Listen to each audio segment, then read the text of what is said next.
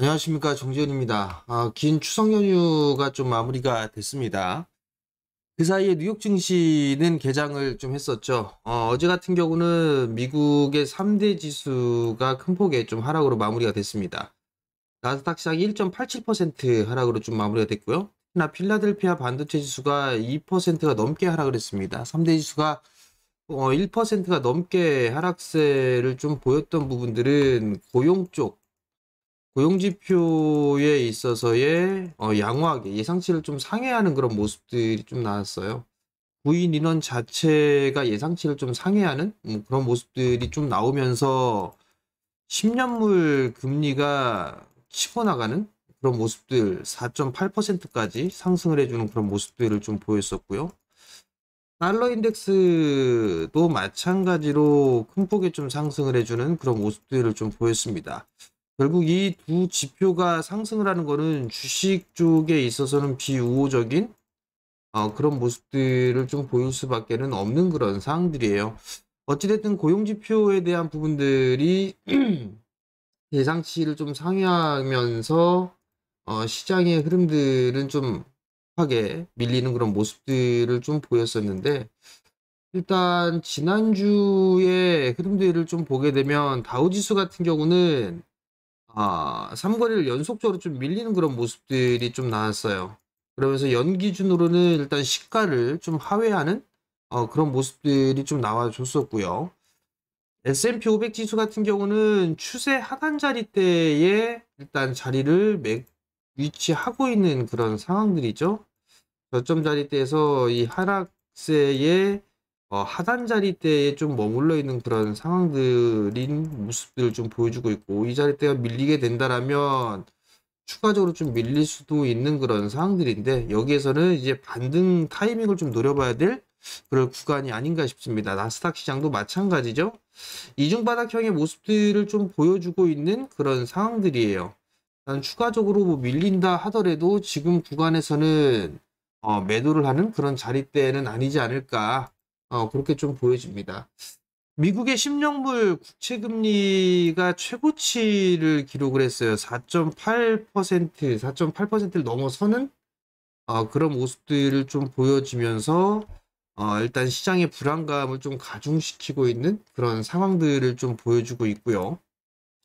달러 인덱스도 마찬가지예요. 달러 인덱스도 마찬가지로 지금 107을 넘어서는 그런 모습들이 좀 나와주고 있습니다. 일단 22년도 고점을 기준으로 해서 쭉 보게 된다라면 절반 정도의 되돌림 자리대가 좀 나왔어요. 근데 여기서 추가적으로 좀 움직이는 모습들이 나오게 된다면 뭐 108 언저리, 뭐 108 요 초반대에서는 일단 브레이크를 좀 걸어줘야 되지 않을까, 또는 지금 이 절반 정도의 되돌림 자리대까지는 온 상황이기 때문에 일단 여기에서 추가적으로 좀 치고 나가는 그런 모습들보다는 일단 수그러드는 그런 모습들이 좀 나와줘야 되지 않을까, 그렇게 좀 예상을 하고 있습니다.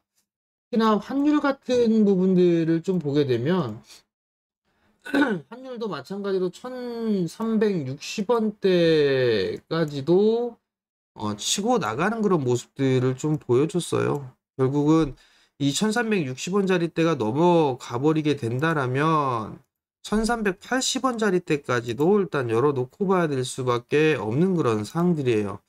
요 자리대 갭을 메워주는 그런 모습들이 좀 나오지 않을까, 그렇게 좀 보여지는데, 일단 만약에 1360원을 넘어서는 그런 모습들을 보여주게 된다면 이 갭을 메우는 수준, 그리고 이 추세 상단에 대한 부분들까지도 일단은 열어놓고 좀 봐야 되지 않을까 싶습니다.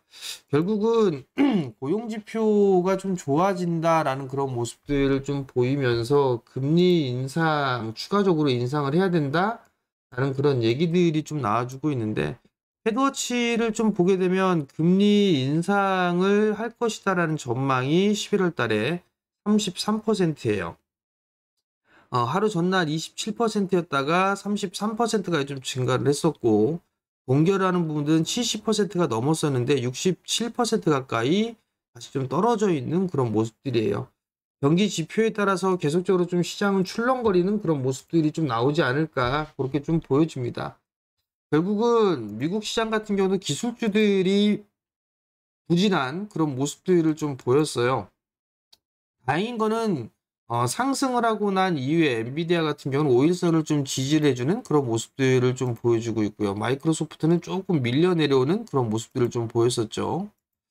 애플 같은 경우도 일단은 상승을 했다가 약간의 좀 조정을 받는 그런 모습들을 좀 보여주고 있고, 대체적으로 시가총액 상위 종목군들 같은 경우는 그래도 괜찮은 그런 모습들을 좀 보였습니다. 다만 이제 주변에 있는 시가총액 상위 종목군들을 제외한 대부분의 업종군들이 좀 약한 그런 모습들, 즉 한국 시장하고도 마찬가지로 차별화된 그런 모습들을 좀 보이고 있다라고 좀 생각을 하면 좋지 않을까 싶습니다. 한국 시장 같은 경우도 여전히 시장이 좀 제법 밀렸어요. 지난주 거래일, 마지막 거래일 27일 날에는 반등이 좀 나오면서 개파락 출발을 하면서 강하게 좀 반등이 좀 나와주는 그런 모습들을 좀 보였는데, 일단 한국 기준으로 보게 되면 코스피 이 PBR을 보게 되면 0.88배예요. 0.88배 수준으로 지금 코스피 200은 0.88배 수준이죠. 코스피 종합을 보게 되면 0.89배예요. 일단은 0.9배 이하에서 보유를 하고 있거나 매수를 하게 된다라면 이 위로는 항상 올라간다. 시간이 조금 걸리겠지만 올라가고, 빠지면 빠질수록 반등에 대한 탄력, 이 부분들은 상당히 강해질 수 있다. 이런 부분들을 좀 생각을 하면 좋을 것 같습니다. 여전히 오늘도 외국인 쪽의 수급을 좀 체크를 해야 되지 않을까 싶어요. 외국인 쪽의 수급을 체크를 해봐야 되는 그런 사항들이고요. 이 부분들이 사실 지수에 대한 흐름들, 파생이죠. 선물을 가지고 지금 연동이 되는 그런 모습들을 좀 보여주고 있기 때문에 외국인 쪽의 수급은 여전히 좀 체크를 해봐야 되지 않을까 싶고요. 이제 어닝 시즌이에요. 어닝 시즌인데 지금 기업들의 이익 전망치가 상향 조정 좀 되고 있다라는 것, 상향 조정이 아니라 하향 조정이 좀 되고 있다라는 게 부담이에요. 삼성전자 같은 경우는 컨센서스가 2조 3천억 대까지 떨어졌거든요. 과거의 전망치 대비 마이너스 한 20% 이상 떨어져 있는 수준이에요. 그러면 거의 뭐 쇼크 수준으로 좀 볼 수가 있는 그런 사항들인데, 일단 실적에 대한 전망치가 하향 조정 좀 되고 있기 때문에 실적주들에 있어서의 차별화된 그런 모습들이 좀 나올 수도 있다라는 거. 대체적으로 뭐 9월의 수출입 동향을 좀 보게 되면 반도체 쪽도 수출이 감소하긴 했지만 이 감소폭은 점점점 줄어들고 있어요. 10월 달 정도면 돌아서지 않을까 그렇게 좀 예상을 하고 있는 그런 사항들인데, 대체적으로 실적이 좀 좋은 쪽, 턴어라운드가 되거나 최고 실적을 좀 보이는 쪽을 보게 되면 뭐 조선이라든가 기계 뭐 이런 쪽에 있어서의 종목군들, 즉 SOC 쪽이죠. 이쪽의 기업들, 섹터들 같은 경우는 실적이 최고 실적이라든가 턴어라운드가 좀 되는 그런 업종군들이에요. 그렇기 때문에 요들 쪽의 흐름들을 좀 봐야 될 것 같고, 자동차 쪽도 일단 괜찮은데 자동차 부품 쪽이 9월 수출이 조금 소폭 줄어드는 그런 모습들이 좀 나아졌거든요. 근데 이게 좀 변수로 좀 될 수 있을 것 같은데, 일단 부품 쪽도 3분기 실적은 양호한 그런 흐름들이 좀 나온다라고 좀 보셔도 좋을 것 같아요.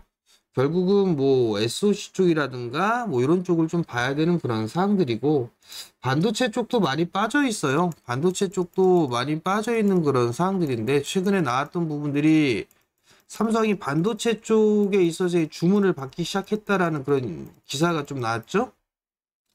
그러면서 HBM과 같이 성장을 할 것이다, 뭐 이런 기사가 좀 나왔습니다. 그게 일단 호재로 좀 반영이 되는지 요 부분들을 좀 체크를 해봐야 될 것 같고, 미국 쪽도 기술주들이 그나마 견조한 그런 모습들을 좀 보여주고 있기 때문에 반도체 쪽은 여전히 좀 봐야 될 그럴 섹터가 아닌가라고 좀 보여집니다. 그렇기 때문에 이런 부분들을 좀 체크를 하면서 시장을 바라보는 그런 전략이 좀 좋지 않을까라고 좀 생각을 하고 있기 때문에 이런 부분들을 좀 기억을 하시면 좋을 것 같고요. 일단 시장에 있어서는 삼성전자의 실적이 아마 잠정 실적이 이번 주 금요일인가 발표가 될 거예요. 결국 추가적으로 좀 밀릴 수가 있는 그런 상황들인데 68,000원짜리대를 깨게 된다면 아마 다시 이중바닥 66,000원 요 원저리대까지 다시 밀릴 수가 있습니다. 그렇기 때문에 요 자리대를 일단 매수의 포인트로 잡고 기다려보는 그런 전략이 좀 좋지 않나라고 좀 보여지고요. 종목군들을 좀 보게 되면 뭐 전에도 좀 말씀을 드렸는데 뭐 화신 같은 경우는 자동차 부품 섹터인데 화신 같은 경우는 바닥을 좀 다져나가는 그런 모습들이기 때문에 이런 종목군들은 실적도 좀 괜찮을 것으로 예상을 하고 있거든요. 그렇기 때문에 이런 종목군들은 조정을 좀 받았을 때도 좀 견조한 그런 모습들을 보여주고 있죠. 2주 동안 조금 박스권에서 좀 진행이 되고 있는 그런 상황이잖아요. 그렇기 때문에 이러한 종목군들 좀 관심 있게 보면 좋지 않을까 그렇게 좀 말씀을 드려보도록 하겠고요. 두산로보틱스가 아마도 내일 상장을 해요. 그렇기 때문에 오늘 단기적으로 좀 보게 되면 로봇주들이 오늘 하루가 오늘 정도까지도 흐름이 좀 나올 수가 있다라는 거, 이 부분들까지도 한번 기억을 해보고 트레이딩 관점으로 좀 봐도 좋지 않을까 그렇게 좀 말씀을 좀 드려보도록 하겠습니다. 자, 매일 영상을 올려드리고 있습니다. 관심 종목도 함께 올려드리죠. 그렇기 때문에 여러분들 영상을 보시고요. 구독 신청 부탁드리고요. 좋아요도 눌러주시고 알림 설정을 해주게 되면 영상을 제가 매일 올려드리니까 출근 시간대에 보시면서 출근하시면 되지 않을까 싶습니다. 자, 오늘도 성공 투자하시고요. 저는 내일 아침에 다시 찾아뵙도록 하겠습니다. 마치겠습니다.